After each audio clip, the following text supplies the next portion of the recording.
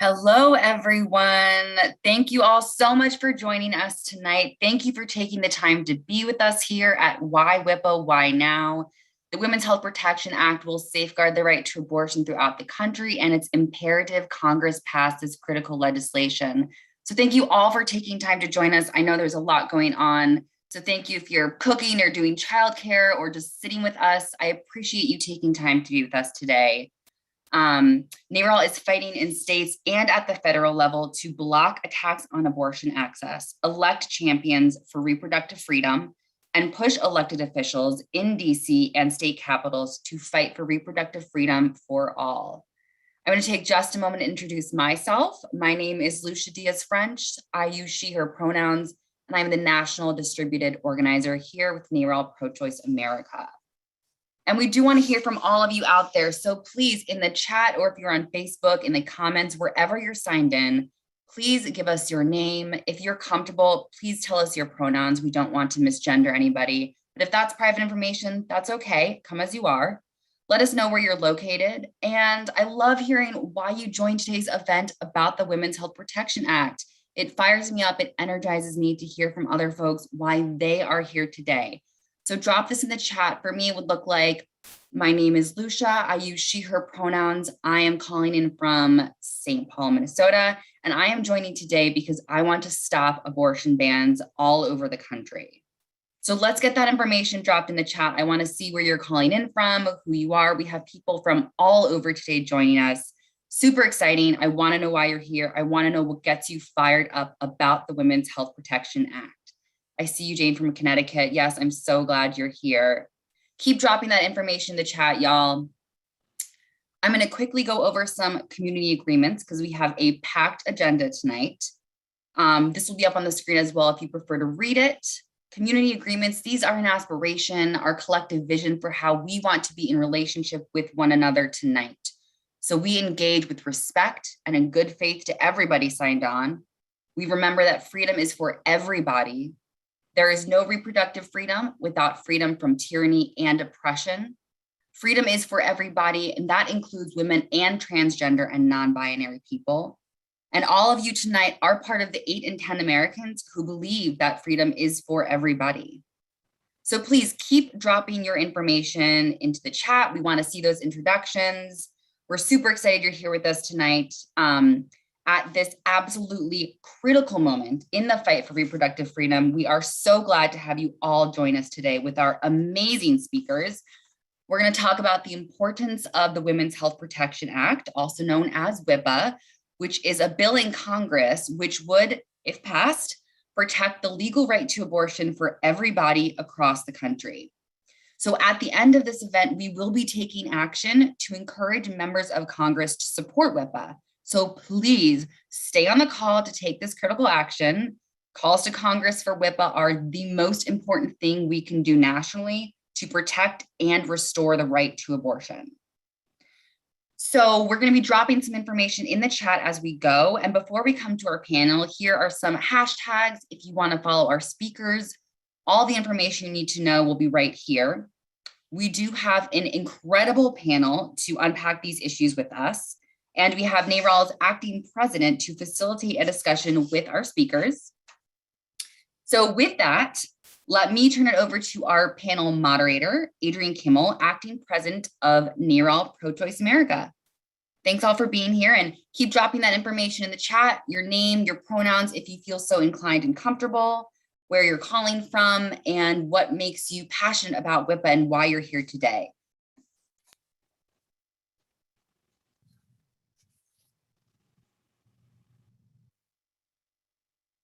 Hi, NARAL Pro-Choice America members. I'm Adrienne Kimmel, NARAL's acting president, and I am thrilled to have you all joining us today. We have 2 amazing speakers with us for an incredibly important discussion at a critical moment in time for reproductive freedom and access to abortion. I am delighted to be joined by Professor Michele Goodwin, Chancellor's Professor at the University of California, Irvine, and founding director of the Center for Biotechnology and Global Health Policy, and Rebecca Traister, writer at large for New York Magazine and author of the New York Times best-selling books, Good and Mad and All the Single Ladies. Together, they're going to help us understand the implications of Texas's extreme ban on abortion, what's at stake with the Supreme Court's refusal to block this law, and how the Women's Health Protection Act would safeguard the legal right to abortion throughout the country. So without further ado, I'm going to turn it right over to Professor Goodwin. Well, it's a pleasure to be with you and, to just lay the groundwork for what our conversation is all about is that in Texas, but not Texas alone, there have been anti-abortion laws that have been enacted. In fact, we've seen a spate of them. Between 2010 and 2013, there were more anti-abortion, anti-reproductive health rights justice laws that were proposed and enacted than in 30 years prior, all combined. It's important to note that this was during the time of the Obama administration to understand the racial underpinnings of this. And we can't divorce this from something else that we're seeing in Texas, Mississippi, and other places as well, which is voter suppression taking place and anti-immigration matters also afoot. So in Texas, we have SB 8. It is a law that fashions itself as a heartbeat bill, even though we know that nomenclature is absolutely incorrect. That is, there is an embryo, there's not even a fetus, there's not even a heart at 6 weeks of pregnancy. And the law also deputizes individuals in Texas to go after individuals who aid and abet in a person terminating a pregnancy. This is fully reminiscent in a playbook from America's slave past, the kind of bounty hunting that we saw at that time, something that was upheld by the United States Supreme Court when challenged. And sadly, we see the vestiges of that alive in the Supreme Court refusing to intervene. And in fact, the way in which the Supreme Court refused to intervene in a shadow docket way, meaning that in one page, the Supreme Court dispatched with doing nothing in this regard and didn't even bother to sign its opinion. It's also worth noting that there were dissents, and amongst the dissents is someone who does not fashion himself as a supporter of reproductive rights necessarily at all, and that's Chief Justice John Roberts. And I think it says a lot about the moment in time that we're in, that Chief Justice John Roberts, who is a conservative, who does not identify himself as an advocate for reproductive health rights or justice, would pen a stunning dissent in this particular case, worried that the Supreme Court intervened as it did without imposing an injunction. I think that this says a lot about what has been feared in terms of the partisanship that has been echoed by many in terms of this Supreme Court. I think that now it certainly cannot be denied. And one last matter before I turn it over to Rebecca and we have this deeper conversation, is that it's worth noting what the conservative landscape looks like. Because in 1973, when Roe v. Wade struck down a Texas law criminalizing abortion, that was a 7-2 opinion. It was not close. 5 of those 7 justices were Republican appointed. These were Republicans on the court who fought for the autonomy and privacy to be able to terminate a pregnancy. The author of Roe v. Wade was Justice Blackmun, who was a Nixon appointee to the U.S. Supreme Court. And when we fast forward to Planned Parenthood v. Casey, which upheld the legacy of Roe, it's Justices O'Connor and Kennedy who penned that decision. Again, Republican appointed persons to the United States Supreme Court. So I think it's important to understand just what the kind of partisan, ultra-religious, evangelical move is that now influences not only legislation that we see being pumped out that's anti-abortion, but also how it, like COVID, has infected our nation and reached our courts. Thank you so much, Professor Goodwin. Just for folks tuning in, you can keep up with Professor Goodwin on Twitter at Michele with 1 L, B as in boy, Goodwin. So make sure to follow her. And as a reminder, at the end of this event, we're going to be making calls to help ensure that Congress passes the Women's Health Protection Act, which would safeguard the right to abortion in all 50 states. This is the most important thing we can do legislatively right now to protect the right to abortion throughout the country. And we need your help to make it happen. Not too late to text your friends, call your family members, have them hop on and make calls with us. So as you do that, I'm going to turn back our panel and hear from Rebecca Traister. Thanks, Rebecca. Thank you so much, Adrian. And it is an honor, as always, to be in conversation with Dr. Goodwin. I'm very conscious in these conversations of the fact that I'm not a historian, and I'm not even, there are beat reporters who cover reproductive rights and justice issues in a deep way over years. And my job as a reporter is far broader than that. And so, in fact, I have, but it's an interesting context to have been covering abortion as part of my broader work covering politics and various forms of inequity in the United States over the past 15 years. Because when something like SB 8 happens, and of course, it is a terrifying and monumental moment, but there's a kind of snapping to attention that happens.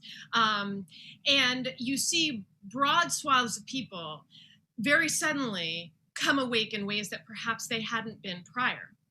But if you've been paying attention to these things, either as an activist, an advocate, a legal scholar, a historian, or a journalist, what we know is that this has built on long history of a transforming Republican Party, as Michele says, a party that has grown ever more calcified in its drive to abolish reproductive freedom, along with voting rights, labor protections, environmental protections. Those things have all happened in tandem, and they've happened in tandem with political developments. And so the notion that this one moment is the explosive one it certainly is explosive. But I think back to other moments, some of which, Roe itself, which preceded my birth, and then I think to the arguments over an eventual passage of the Hyde Amendment, the legislative rider that went into effect in 1980. It was passed in the late 70s, 1976, that denies women across the country, women and childbearing people across the country, the ability to use federal insurance money to pay for abortion, which of course makes abortion inaccessible to millions of women, and specifically poor women.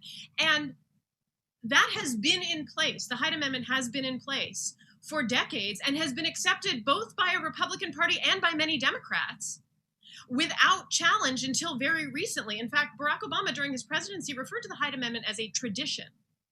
And I think back to a moment in which Henry Hyde, while arguing for the Hyde Amendment, said openly that he would certainly like to prevent, this is a direct quote, "I would certainly like to prevent, if I could legally, anybody having an abortion, a rich woman, a middle-class woman, or a poor woman.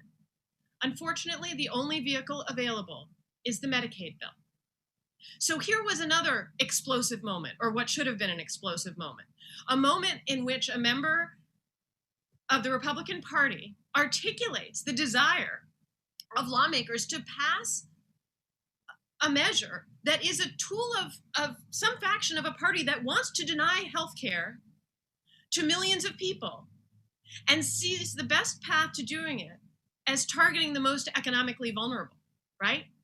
That was there. That's in the 1970s. We can look back at Supreme Court battles that were explosive moments that turned this tide. Arguments within the Democratic Party, which ostensibly was supposed to be on the side of fighting for and protecting legal measures and laws that protected reproductive freedom. But the Democratic Party has not always, or I would argue even often, fought vociferously enough to protect access to abortion. We have lived through decades in which Democratic lawmakers have argued that the path forward is to create a bigger tent, the bigger tent, which always seems to be welcoming Democratic lawmakers who oppose abortion. I think back to the Supreme Court's ruling in Bush v. Gore. That's an explosive moment too. because the Supreme Court deciding that Bush won that election gives him 2 Supreme Court appointments. And interestingly, 3 members of the Supreme Court today, 2 of whom just were part of the decision to let the Texas bill go, 3 members were part of George Bush's legal team in Bush v. Gore. I think that's a very important moment. The rise of the Tea Party, what Michele was talking about, the rise of a hard right faction within a Republican Party that used to be far more broadly supportive of reproductive rights and access, the rise of a far right faction of that party that advertised itself as being only about fiscal conservatism, being about tax policy, and a mainstream political media that repeated that assertion without questioning it, despite the fact that after coming into power in 2009, 2010, that hard right Tea Party faction focused itself almost entirely on passing bills in the House of Representatives that would limit access to abortion and punish abortion providers. It's the moment when Mitch McConnell denied Barack Obama the Supreme Court seat that was his to fill. It was the reluctance of many in Democratic leadership, I felt, to fight openly and fiercely enough against the nominations of Brett Kavanaugh and Amy Coney Barrett by pointing out directly that in part what was at stake was healthcare, rights, access, and freedom for childbearing people. Through all of these moments, and there are thousands more unfolding over decades, what those of us who have seen them as explosive, dangerous, transformative moments have been told over and over again is that our fear of what was happening, of what was coming, of what is here now, was overblown and hysterical. The use of the word hysteria, is very literal. Senator Ben Sass said during the Kavanaugh confirmation hearings that he's over his lifetime seen screaming protesters saying women are going to die at every hearing for decades, and he called that response a form of hysteria. And so the thing I can't stop thinking about as we are correctly and urgently addressing what is true on the ground for people in Texas right now is how long we have been told that this current reality, which of course has been a reality for millions of women for whom abortion has been made inaccessible over decades, that we were dreaming it, that we were imagining it, that if we were driven by it, furious about it, determined to make big changes within our own party or in opposition to a Republican Party, that we were in fact hysterical and fantasists. And that's one thing that I cannot stop turning over in my head. And I think something we all need to talk about moving forward, because I have already, in the 2 weeks since the passage of SB 8, I have read pieces in which very wise people in the media have said, oh no, this isn't really overturning Roe, which those of us who are angry about it know what it is. People who don't have uteruses. Right. In many cases, yes. And I just want to I think we need to think about the messages we're going to get as this fight gets ever more intense and ever more visible. And we know it should have been intense, urgent, and visible all these years. And one of the reasons it wasn't is because we are constantly told to calm down. And we are still going to be told to calm down. And so that's just one thing I want to say, sort of laying the groundwork as we move into this. Thank you so much, Rebecca. And a reminder to everyone on Zoom, on Facebook Live, you can keep up with Rebecca at our Traister, R as in Rebecca. And I'm not feeling calm, so I appreciate that. And I know everyone tuning in is excited to hear more from both of you. So I'm going to ask a few questions. And the first one is, what does the Supreme Court's refusal to block SB 8 mean for other states, both states that want to continue to restrict abortion access or follow in a kind of a copycat manner, or states with less restrictive laws where people may be traveling to seek care? So we can start with, Professor Goodwin, thank you. So this is a terrific question. And before I begin, let's be clear that the blueprint that we're talking about is a blueprint that also is rooted in strategies of racism, and that Black women have been the canaries in the coal mine. And if we wanted to think about the robbing of those of reproductive autonomy, that is a story that's part of the legacy and the framework of the United States. It is a part of its framing and foundations. It is a part of its Jim Crow history through eugenics as well. It is a strategy that is deployed during the Reagan administration as well.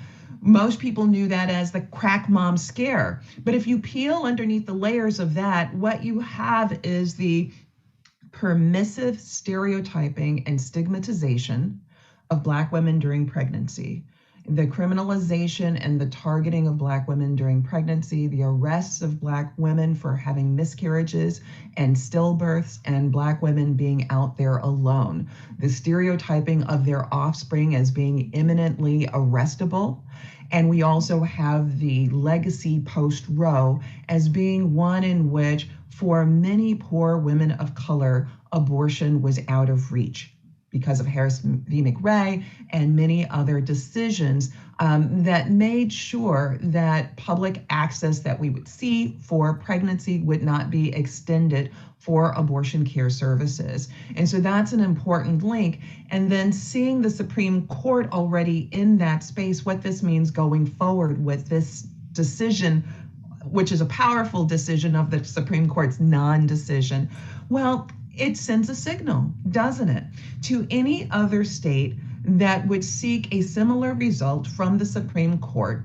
The signal is do exactly what Texas has done. When the Supreme Court says that there is this interesting way in which Texas has crafted this law that denies us the power to intervene, well, then, what the Supreme Court is speaking to is this very strategic way in which the Texas legislature crafted civilian response as the way to handle this law, rather than typically as a state would have an enforcement mechanism driven by the state itself, such as the state's attorney general, secretary of state, whomever that would be responsible for the law's enforcement. In Texas, they said, we're not going to enforce the law, we're going to leave it to private citizens. The Supreme Court said, well, we don't know how to handle that. Well, this is a blueprint for states like Mississippi. Even if the Supreme Court were to strike down the Mississippi law that bans abortion after 15 weeks of pregnancy and provides no room or alternative for cases of rape or incest, even if the Supreme Court says, we find that to be an unconstitutional law and inconsistent with Planned Parenthood v. Casey, all Mississippi has to do is say, okay, well, we'll enact a 6-week ban that looks just like the Texas ban, and we'll deputize citizens to enforce it. That's the message going forward. And also a really important connection to the question that you've asked.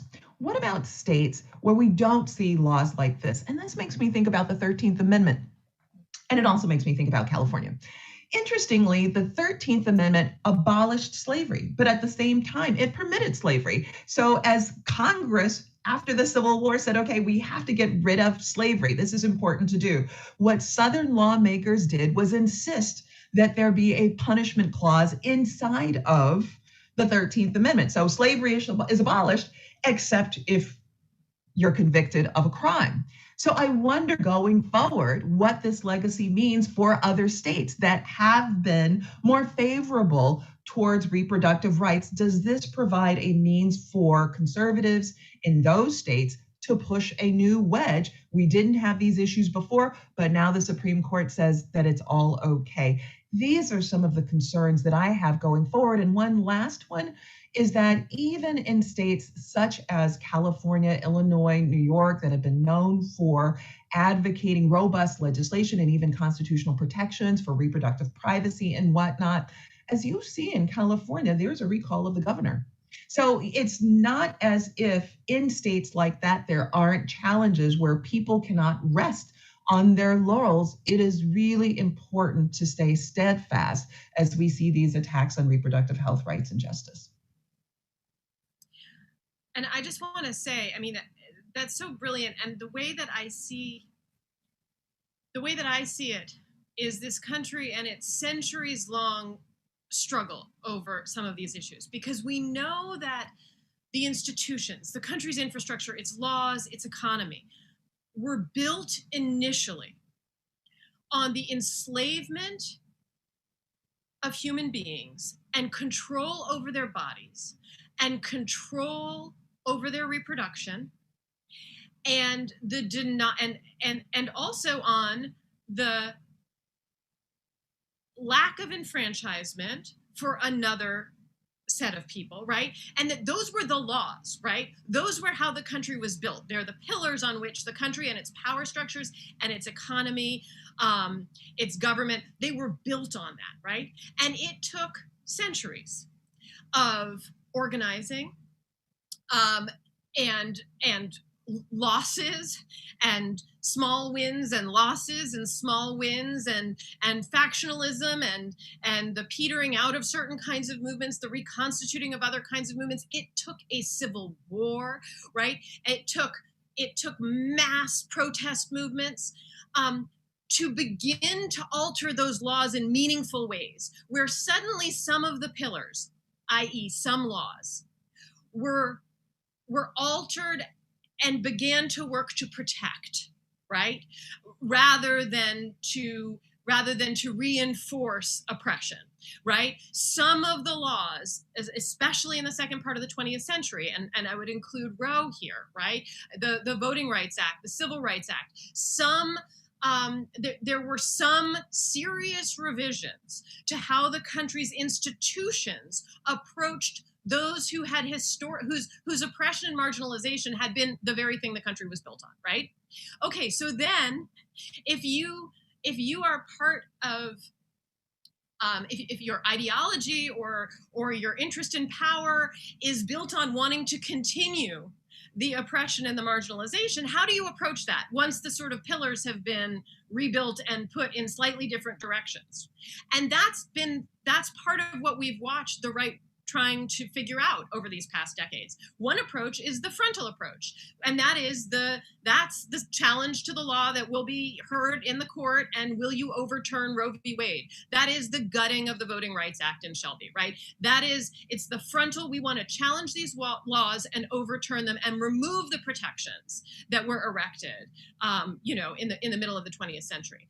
What we see here is this other approach that, as Michele points out, also has all these historical precedents, right? The idea didn't come out of nowhere to start, economically incentivizing, right? Because remember, this is capital here too, right? People are going to earn money if they $10,000 if they turn in somebody who has sought an abortion, right? So that also stems, as Michele has spoken about so brilliantly, that stems from our history too, but it is also a creative revision of, okay, how do we get around judicial review? Because judicial review could stop the rollback and the dismantling of these protections. So you're taking a chance with that frontal approach, but what if we find a way around it? And that is a model that is going to be so potent moving forward and will apply well beyond questions of abortion.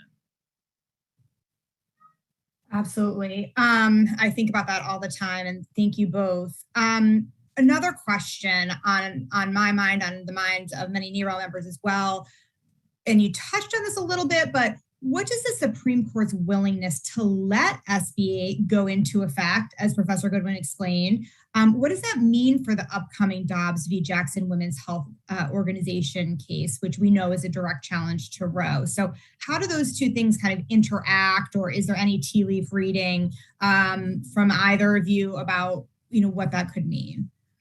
Rebecca, do you want to take that first? Well, I'm a terrible tea leaf reader. I certainly don't think it means anything good. I mean, but I'm also somebody, at all those moments I mentioned at the beginning, I mean, really, Bush v. Gore,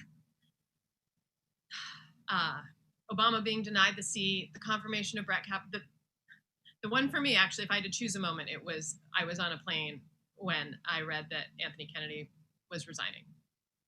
And probably from that moment, I would have told you, yeah, Roe will be gone. Also with the knowledge that already so much had been stripped that it wasn't just as simple as that, right? Because Roe's protections are extremely incomplete at this point. So yeah, I mean, I don't think anything good. I also, in some ways, I also think another possible scenario that we should be girded for is that they won't frontally repeal Roe because they know the power of that would be to keep people awake. And there's a great benefit in the anesthetizing force of just calm down, Roe still stands. And that has defined so much of these past decades when abortion has been made all but illegal in vast swaths of this country. And yet, what a mainstream media and political parties will tell you is that Roe exists, so everybody can get an abortion. And we know in lived terms that is of course not true and has not been true practically since Roe was decided. But there's keeping people calm, keeping them anesthetized, gives those who want to end abortion for those whose bodies they want to control, right? Because it's never about ending abortion for those who they don't want to control. The power. I'll jump in there. So here's some of the thoughts that I have to just add to what Rebecca has said. I mean, this has been a marathon and not a sprint. But I think it's important that we lift up parts of conversations that haven't been full-scale a part of traditional news media. For example, just as Rebecca is speaking to the kind of laxness, the kind of lackadaisicalness about just where we are, let's be clear that every day there is violence around clinics that help to provide care for people who want to terminate a pregnancy. We don't even talk about it, right? Since 1977, there have been nearly 50 bombings in the United States of clinics that provide health care for people that want to terminate a pregnancy. There have been mass shootings, including just in the last few years. There have been threats regularly of bombings and whatnot. Every day, there are people who are pushed or spat upon or have to be taken in under guard into clinics where they want reproductive health care. Now, anywhere else, if we were talking about a man getting a vasectomy or a person getting a vasectomy, if we were talking about someone getting a colonoscopy, any of those things, we'd say that is absolutely outrageous, that violence. But that violence is real. So even level setting, I think, is really important. And when we begin to talk about, well, what does this mean for Dobbs and the Supreme Court, let's also be clear that this is a death of Roe, a death by 1,000 strikes. So those who were so ultra, violent in this movement realized that was actually not working. Bombing clinics, chaining themselves in front of clinics, killing doctors and nurses, which again is a part of this movement. I mean, let's be clear. If these individuals who've primarily been white Americans were, let's say, from Middle Eastern countries, or if they were Black, we would call them terrorists. That is what we would do. We would say 50 bombings of a health facility by someone who is swarthy. That's terrorism. Let's track them. Let's do any number of things. And again, this is not hyperbole. And in this, as Rebecca started out, for those that say, well, this is just kind of extremist, what feminists are saying about this, 50 bombings is not, that in itself is extreme. Our naming it is not what is extreme. So what we've seen now is a kind of that violent strategy having on one hand being left to the side and using a political landscape, and at the same time, a certain level of violence being accepted in the kind of political discourse of an anti-abortion movement. But there are a couple of things that I want to connect really quickly in talking about the Supreme Court. Let's be clear that during the Trump administration, President Trump was able to nominate more federal judges to the bench than any other president save George Washington. So what does this mean in other states when anti-abortion legislation is being proposed or enacted and it's being challenged at the district court level, and one finds a judge who is ideologically bent in a particular direction? Let's also be clear about the other kinds of risks ahead, whether the Supreme Court strikes down the law in Dobbs, which right now there is an injunction that's been put in place, so the law is not in effect. The Supreme Court could strike it down, but even if the Supreme Court strikes down that law, here's what we have, right? As I mentioned before, Mississippi could just do the Texas version of this. But even more importantly, I'm concerned about the high rates of maternal mortality in the United States that already exist in anti-abortion states, where the United States leads all developed nations. I don't like that terminology, but let's just use it for now, right? But the United States is the deadliest place in the developed world for a person to be pregnant. If you go to the Central Intelligence Agency website, so it's not a Traister website or a Goodwin website, go to the government's website, and you will see that we rank somewhere between 51st and 55th in the world in terms of maternal safety, right? After Saudi Arabia, after Bosnia, let's be clear. And if we unpack that further and we look at the deadliest places in the entire developed world to be pregnant, we're talking about Texas. We're talking about Louisiana. We are talking about Mississippi. That's how bad it is, and that's important. And unfortunately, our Supreme Court doesn't pay close attention to that. And to be clear, neither have the legislatures in those states or the governors that have signed into law these draconian measures.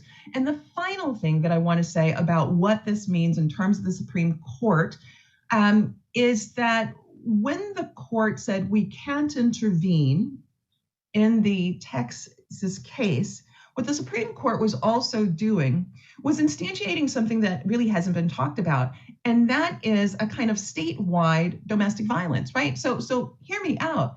Think about this. One of the hallmarks of domestic violence itself is making sure that people are uncomfortable talking to their loved ones, making sure that they have no resources and support.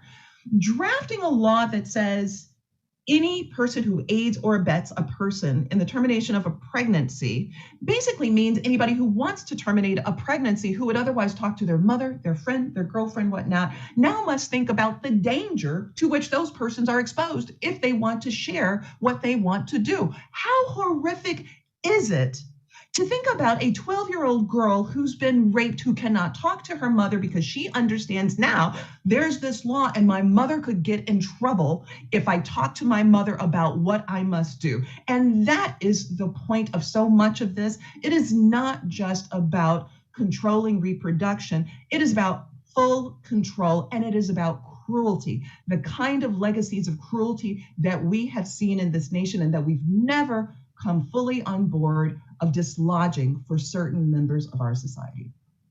I would love to just jump off of that. That's so on target about the way that it works to break the familial and intimate relationships that can provide what support there is to people within an oppressive system. And I want to broaden that slightly to look at the politics and mechanisms of movement building and how this law hits those too in a really pernicious way. Because we know, I spoke earlier about the centuries of work being done. That those centuries of work, when you're at the margins within an oppressive system, when you are part of an oppressed group and you don't have the tools of the state, of the law, of money, what you have is coalition. You have networks. You have connections with other people who are oppressed or who are sympathetic to the issues that oppress you, to the systems that oppress you, and want to work with you, right? And in some cases, those networks begin within families, right? In some cases, they begin within communities and community organizing. In some cases, they begin within communities of faith, right? And this has taken a million different forms throughout this country's history. But it's those who have the least power gain their powers in number, in connection, and in working together. And a law like this works to break that connection within the family context, as Michele was just talking about, in ways that are just like emotionally, personally devastating, and in ways that, if enacted, will break apart the very building blocks of how movements have been built over centuries, of how people with very little power get power by working together. And I think that's a really important element of this law, is that it endangers, it imperils you for entering into communication with someone who can help you, or who you can help. And that begins to pull apart the bonds that are the beginning of organizing. And it is so dangerous. Building on that, right, you both mentioned control, the end game of control, what this means to be able to build power, reclaim power. How do these accelerating attacks on abortion access relate to the wave of attacks on the right to vote and other fundamental freedoms, right? No coincidence on the timing in Texas in particular is, certainly noteworthy. Would love to hear thoughts on that as well. Well, there's something to be said about the maintenance of certain structures in our society. It's kind of curious, right? So here we are again, a sort of platform of denying certain members of society. And let's be clear, we're talking about disproportionately Black and brown people, disenfranchising them from the vote. And I can't help but think about Fannie Lou Hamer, as Fannie Lou Hamer in the 1960s made very clear how Black women were disenfranchised from the vote in Mississippi. As she talked about Black women and Black men having to guess how many bubbles on a bar of soap when seeking to register to vote, how many jelly beans in a jar in Mississippi in order to register to vote. And even if you could get past guessing the number of bubbles on soap, jelly beans in the jar, or recite the Mississippi Constitution, all of these kind of arbitrary obstacles placed in the path of Black people seeking to vote, despite having a constitutional right to do so. These are legacies. Right? These are the legacies that continue to be revisited over and over again. We're in a loop. And I think part of our failure is that the failure to understand the loop, the failure to understand the foundations. We look for some other kinds of explanation of these things. If you think about during the Trump administration, or even during the Obama administration, which I think is really so telling, the way in which it was understood what was happening in our country with the rise of the Tea Party. Mitch McConnell's will just say no to Barack Obama and everything that he wants to do, including the Affordable Care Act. That was reported as, this is just politics. Again, our country's failure to see racism and white supremacy. It is amazing that we couldn't even really use the term in any kind of legitimate way, white supremacy, until after the death of Heather Heyer and the protest in Virginia, where we saw with reckless abandon young white men in khaki pants and white shirts bearing torches and willing to kill people to fight for a statue staying in Charlottesville.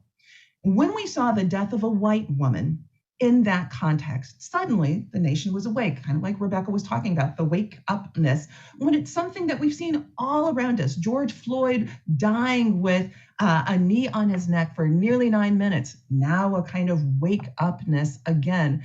And so I think our challenge is to stay awake about these interrelated types of issues, because they connect. And the final thing that I'll say about Fannie Lou Hamer and what she brought to our attention about voter suppression is that she also brought to our attention the intersection, because she talked about the Mississippi appendectomy. And the Mississippi appendectomy being the colloquial term, or really the term that was used to describe the forced sterilization of little girls and women in Mississippi without their knowledge. We're talking about 11, 12, 13-year-old girls being sterilized without even knowing it. And that is part of that interconnectedness of these systems. But the one last thing that I will say, as Fannie Lou Hamer talked about these issues before a national audience at the Democratic National Convention, it's worth thinking about what allyship really means, because Fannie Lou Hamer was given the stage by Dr. King, who actually had the mic and had the stage, and he surrendered it and said, Fannie Lou Hamer has a story to tell. And I think that that is some important messaging in this too. I think that point that you're making about Heather Heyer, and that it's getting back to what I was sort of getting at with the notion that Roe is the thing that will wake people up, in part because middle-class, privileged white women can understand that as when their access goes away. But that there's been, and that's true. I mean, you can see this across movements. This is a wave of women who were awoken to sexism when Hillary Clinton was beaten for the presidency, right? Who were awoken to sexual harassment, the ubiquity of sexual harassment when they read about it happening to Gwyneth Paltrow. And that's not to take anything away from the real seriousness and power of those events and those stories. But for those who are awake, right? Those who are awake, it is really crucial to remember, absorb, and learn as much as possible about how this level of injustice, in many cases violence, harm, has been happening while many had the comfort and distance from it to sleep. And I think that's crucial. And I want to, there's something I've been thinking about, because I've talked so much about this sleepfulness, the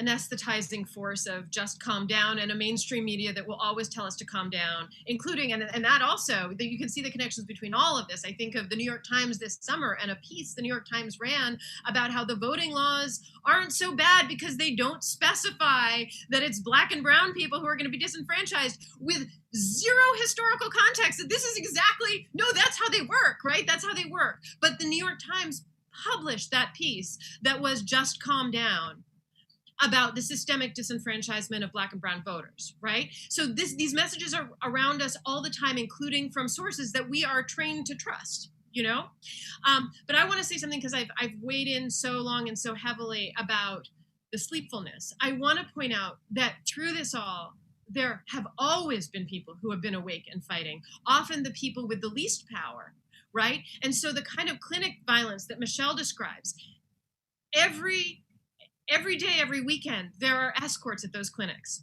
Often people with no access to media, with no access to a political microphone, with no access even to their representatives, really, who are out there genuinely putting their lives on the line. That's clinic escorts, it's providers. There are people who have been in this movement. There are likely many of these people listening right now who have dedicated these decades to being in this fight, to being wide awake the whole time. And I don't want to discount that work, because it's hugely valuable. And if I can, there's only one sort of positive thing I can say right now, which is that some of that work I think about, and I think about the power of movement building, and I think about, even in the face of sort of quietude from the state and from the institutions, that there have been activists out there within the reproductive justice movement, young people, born well after Roe, who understood how few people had access to the rights that were supposed to be guaranteed and protected to them,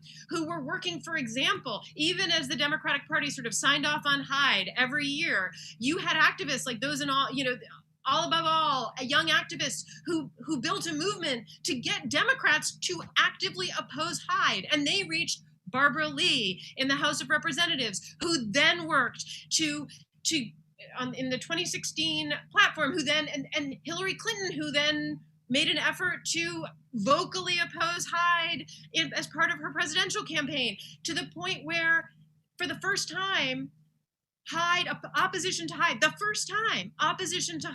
was in the Democratic Party's platform. And Joe Biden, who, by the way, in his early career had voted for Hyde many times, Joe Biden, when he put forth his budget, did not have Hyde. That was a big step, but that came from organizing. That wasn't Joe Biden. It wasn't Hillary Clinton. It didn't even originate with Barbara Lee, although she was the great proponent and warrior. Those were activists. Those are people with sort of the least amount of power to start with, whose work over years eventually creates change at the higher levels. And so I do want to point to those people who have been absolutely wide awake and working hard and literally risking their lives. And note, I don't want to have this conversation without acknowledging the change that they are making and have been making over these same decades that so many people with so much more power have spent snoozing. Yeah, and to that point, Rebecca, it's important to know, just as you were mentioning, that there have been people in the trenches who've been doing this work and who've been articulating for a long time. I mean, if you think about it, Sojourner Truth, her speech, Ain't I a Woman, which dates back to the 1800s before the abolition of slavery. She's not just talking about chivalry. Many people say, well, that's a speech about chivalry, as she does say no one opens a carriage door for her. And what amazingly is missing is that she says in that speech, and I birthed 13 children, and nearly each one snatched from my arms, and nobody heard my cry but God. Ain't I a woman, right? So this kind of enterprise of calling attention to these injustices has a long arc in our history, but it really is a matter of taking it seriously. And who are the people that control and have power taking these matters seriously, and understanding just what is at stake? So I'm so happy that you reflected on that. Well, this conversation I'm so interested in everything you all have to say. I know our members are. This is a huge question I'm asking. Is our final question. I recognize that, and a kind of a speed round. But one of the things I really wanted to ask both of you, and we got kind of near, is just the history of surveillance on Black, brown, and low-income people, and how this all ties in together. We talked a lot about the connective pieces to be aware of. This is not one instance, but it's a larger kind of quilt, if you will.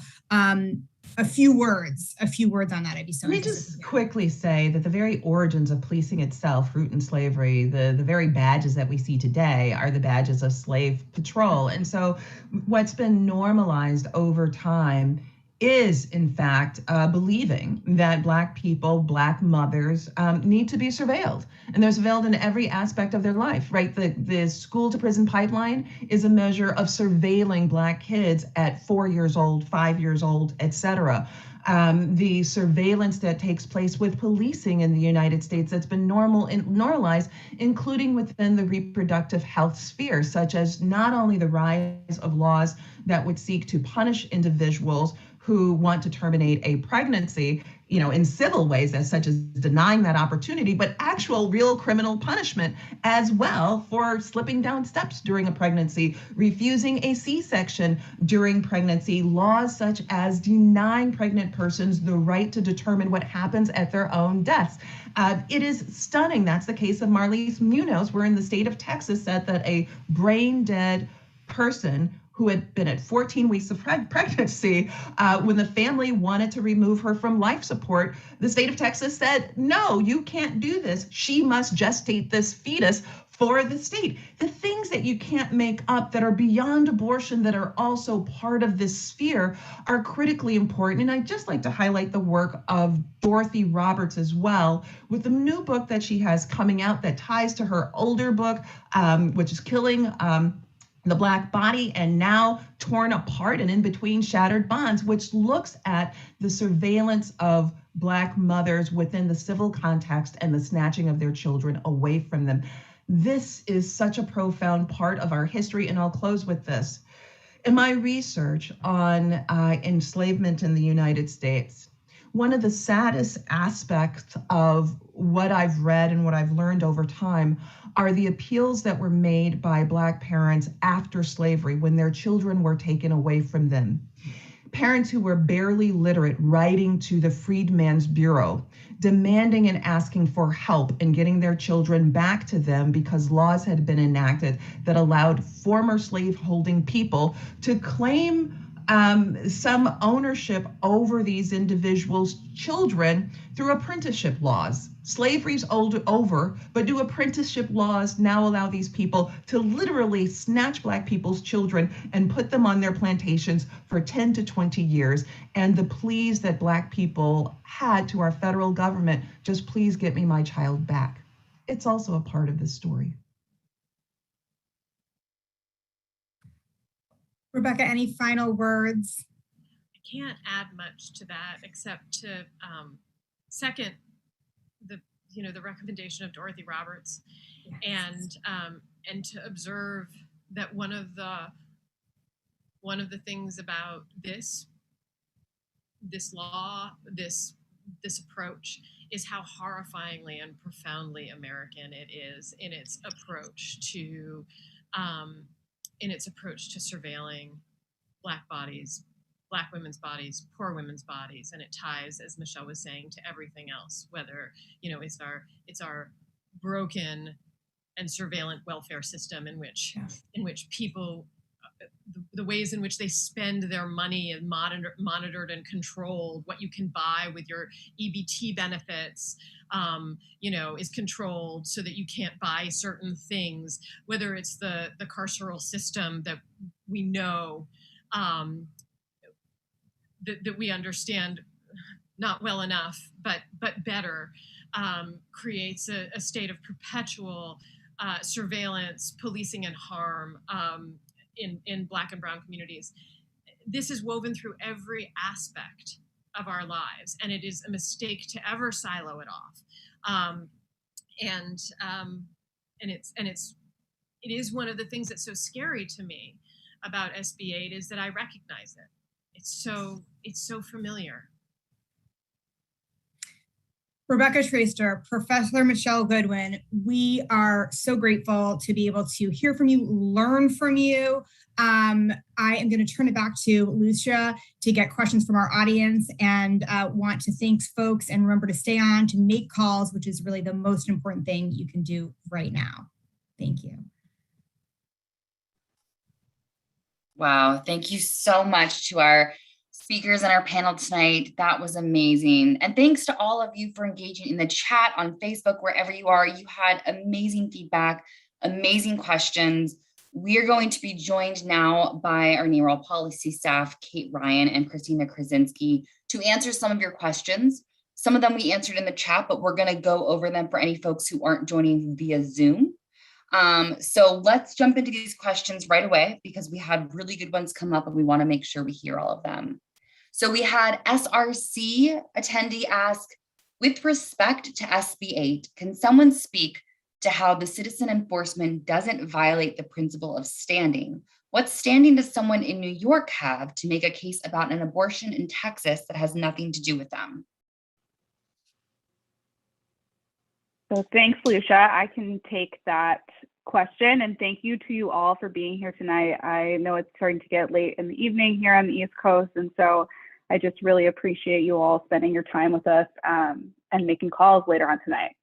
So to this standing question, that's what's really so nefarious and cruel and unusual about this law, is that anti-choice politicians in the Texas legislature drafted a law that creates what's called a private right of action, meaning that the state of Texas has deputized private citizens who have nothing at all to do with a person seeking abortion care to enforce its ban by suing providers or by suing people who help others who are seeking care. And that's also what made this Texas law so difficult to block before it took effect.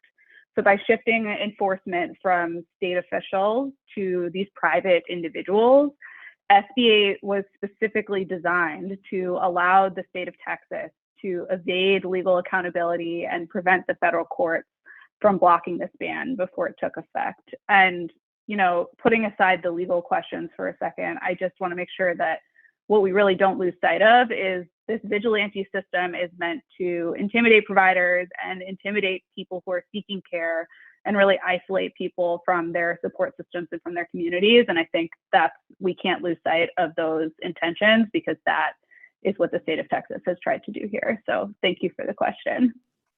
Absolutely. Okay, thank you. Next, we had a question from Jane asking, what is NARAL's strategy if WHPA is not passed during this Congress? What's the next step? Hi, well, thanks, Lucia, and thank you everyone so much for joining. I'm Kate Ryan. My pronouns are she, her, and I'm our Director of Government Relations. So basically, if WHPA is not enacted this Congress, and to a question we'll address in a minute, the biggest obstacle realistically is the filibuster in the Senate. We will do what is one of the things NARAL does best. We are fully committed to our electoral program. The only way really to get this done is to not just WHPA, but also the EACH Act, and also to think through additional protections and expansions of what access to abortion care. And we've talked a lot about what does this mean for maternity care, maternal mortality, postpartum care. There's a whole spectrum of what it means to really and truly have reproductive freedom for everybody. And to do that, we need to elect reproductive freedom champions up and down the ballot. State houses, Congress, continue this in the White House. We need to have reproductive freedom champions voting on these. It's the only way to get this, one of the only ways to get that done, and that's you all. I mean, our membership is the foundation of NARAL's electoral program, because NARAL members don't just vote at incredibly high numbers, you do, but also you knock on doors. During 2020 really difficult cycle, you showed up and virtually and figured out a whole new way of getting out the vote, and it mattered. We know that. So it's you are the answer to that, really. Absolutely, Kate. And with that question, I'm going to jump to Diane's question, which is a good follow-up to that one. This question being, how would WHPA and EACH be passed without eliminating the filibuster? It won't, right, is the somewhat depressing answer. But it's not a depressing answer, really. It is that we, right now in the Senate, so the filibuster is an archaic Senate parliamentary procedure. It used to be known as the talking filibuster, right? There were West Wing episodes about it. But it essentially means, in effect, what it has become now is there's a 60 vote threshold on whether or not you have a vote on passage of a bill. And therefore, it was intended to give the minority party, encouraging Senate bipartisanship. Not a thing we see much of right these days. But that 10 vote difference between a 50 vote threshold and a 60 vote threshold is critical, both for the Women's Health Protection Act, but also for the EACH Act. And frankly, we talked about this a lot, Trump's stacking of the courts. Obviously, we've talked about the 6-3 majority on the Supreme Court, but the damage done I was about to say 300, but it's actually, because Trump used to say 300, but it's actually around 200 and some judges he put on the court, he exaggerated, is that we need to basically utilize every tool available. We need the Senate, we need the White House to do whatever it takes to get, frankly, the legitimacy back of the Supreme Court. And that does mean looking at reforms. And those reforms are also part of the conversation around the filibuster. And that's, as you know, actively being discussed, not just in the context of reproductive freedom, but also voting rights and access to the ballot, and what it means for our democracy. The fact of the matter is, filibuster is the barrier to a lot of the things that we want to get done, and that NARAL also works on as part of our allied positions of support for our partner movements. Yeah. Absolutely. Thank you, Kate. Okay, we're going to move to Garen's question, which is, WHPA is limited by Roe with regard to the viability standard and would still allow for the criminalization of abortion after potential viability. If the Supreme Court overrules Roe in some form through the Dobbs case, is there an opportunity for Congress to pass a framework for abortion rights, a WHPA 2.0, that is actually stronger than Roe, i.e. no abortion bans whatsoever, no controlling state interest that overrides a pregnant person's right at any point?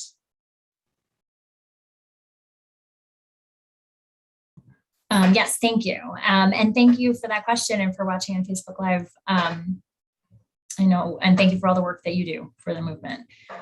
The answer to that is yes. I think realistically, if the Supreme Court, there is no way to uphold the Mississippi abortion ban without overturning Roe, however it is framed by the Trump supermajority. Roe is fundamentally a trimester framework. Casey did uphold the foundations of Roe, but obviously also allowed for an enormous stripping away with restrictions. Harris v. McRae was referenced, of course, which allowed the Hyde Amendment to stand. So the courts have chipped away at Roe over time, and the Women's Health Protection Act essentially rebalances Roe as it was before it was undermined by first actually Harris v. McRae and then Casey. So yes, I think we need to enact WHPA now before the Supreme Court does something drastic next June. And then, yes, and then we need to look forward and re-envision what it means really and truly to have real access to abortion care. And that will mean looking to a new framework, a framework that matches the reality of people's lives. So yes. Great, thank you, Kate. And if any of you had questions that were specifically for our panel speakers today, we will get those along via email to our speakers. So stay tuned for those. Let's see here. Diane asked, will the Women's Health Protection Act override the Hyde Amendment? It won't. The Women's Health Protection Act is intended to work in tandem with the EACH Act, which would eliminate the Hyde Amendment and the related abortion coverage bans. To unwonkify that a little bit, the Hyde Amendment we typically refer to as the one on Medicaid.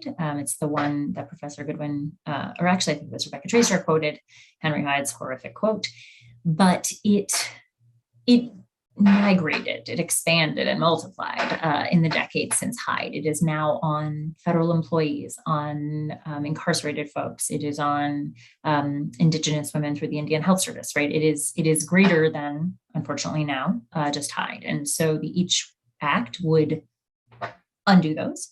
And so they are intended to work in tandem. But the other way to get that done, eliminating Hyde doesn't have to be done through legislation, though of course it can be. It is the legislative solution is also the appropriations bills. Just don't include them. Their policy provisions inserted, their anti-choice attacks inserted into federal government spending bills. And that's what the House, our reproductive freedom majority in the House did this year. It did not include in any appropriations bills the Hyde Amendment. And Republicans tried in all of them to add it back in, and they were unsuccessful. And they passed the House floor without these restrictions in. So even though the EACH Act hasn't passed, and that's certainly a piece of legislation that NARAL works in partnership with all of all on, what the House did this year was historic. And as was mentioned, President Biden did offer up a president's budget that did not include Hyde on labor, health and human services appropriations bill. And these are significant changes. And so this all has to work together. Great, thank you. We have just a couple of more questions before we jump into making some phone calls. So stick with us, folks. This next question comes again from Diane. Thank you for all of your amazing questions, Diane. What is expected regarding efforts at adding members to the Supreme Court? I'll be honest, what is expected is hard to say. It is, and I sort of mentioned this, it is pretty dependent as well on filibuster and whether or not that is done away with to move an agenda that needs to move. But there are a lot of conversations about what it looks like to expand the court, what that means. The reforms being discussed and on the table are everything from ethics reforms to transparency. Ironically, a thing we used to ask for was audio out of the court. So not only the people in the room could hear oral arguments, and we got that through COVID. But that is actually a thing we used to ask for. So, and then of course, adding justices. There are term limits are on the table. There are a lot of different formulations of what it could look like to reform the court. But absolutely, it needs to be addressed. Trump illegitimately put multiple people on the court through illegitimate and rushed processes, and it will need to be addressed. Absolutely. Okay, we are going to close up our Q&A section with one final question from Michelle. So thank you all for sticking with us tonight before we jump into calls. Michelle asked, underinvestment in progressive activism in the South has crippled our ability to fight back against anti-abortion laws. What can the national organizations do to support organizing on the ground in the states that are generating these laws and this anti-abortion strategy? That's a great question. I think what the national groups can do is follow the lead of the folks on the ground. And in part, that's a strategy, right? Follow the lead, but that's also a fundraising piece. So I know that NARAL, but not just NARAL, have done fundraising for groups on the ground in Texas, both for the abortion funds on the ground, but also advocacy groups. Avow is actually a former NARAL affiliate that we partnered with. But there's a financial component and a strategy component, and you're right. That national groups need to be investing. I will say one piece of work that I think NARAL has done is our investment in Georgia. So for example, we, through a lot of work with folks on the ground, have a very active NARAL Georgia chapter. And that meant that we were there and ready to engage in the Stacey Abrams governor's race and what that meant for Georgia and turnout in the last election. But so there's being in a state with an active chapter, and then there is also following the lead of groups on the ground when we're not in a state, or when we're in a state without staff, but obviously you all are there. Our membership is in all 50 states. And so part of that, again, kind of comes back to you all and wanting to, but following the lead of the groups organizing. Absolutely. Well, Kate, Christina, thank you both so much for being here with us tonight and answering these amazing questions. We're so grateful to have you join us. Let's go back to our presentation quickly, because then we are going to jump in and make some phone calls. So thank you again to Kate and Christina. And now, as we heard, we need to make some phone calls to get Congress on board. So we are going to jump into our phone bank, and I'm going to pass the mic now to Kate, our other Kate, who is going to tell us how we can get started with that. So thanks, everyone. Yeah. Hey, everybody. Yes, I am